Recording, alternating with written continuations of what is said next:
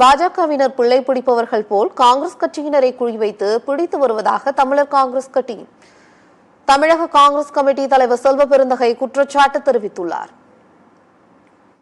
அகில இந்திய காங்கிரஸ் கமிட்டி வங்கிக் கணக்கை மத்திய அரசு முடக்கியதை கண்டித்து சென்னை வள்ளுவர் கோட்டம் அருகே காங்கிரஸ் சார்பாக கண்டன ஆர்ப்பாட்டம் நடைபெற்றது. இதில் தமிழ்நாடு காங்கிரஸ் கமிட்டி தலைவர் செல்வ பெருந்தகை, முன்னாள் தலைவர்கள், அகில இந்திய காங்கிரஸ் நிர்வாகிகள் உள்ளிட்ட ஏராளமானோர் பங்கேற்றனர். ஆர்ப்பாட்டத்தின் போது மேடையில் பேசிய செல்வ பெருந்தகை, பாஜகவினர் பிள்ளை பிடிப்பவர்கள் போல் காங்கிரஸ் சட்டமன்ற மற்றும் நாடாளுமன்ற உறுப்பினர்களை குறிவைத்து பிடித்து வருவதாக கூறினார்.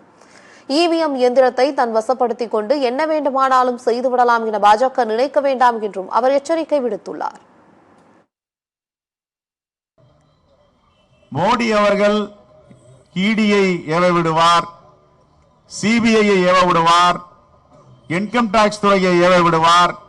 எங்கெங்கெல்லாம் பாஜக ஆட்சி இல்லையோ அங்கெல்லாம் அந்த மாநில கட்சிகளை ஒடுக்குவார், நசுக்குவார், நடுங்க வைப்பார்.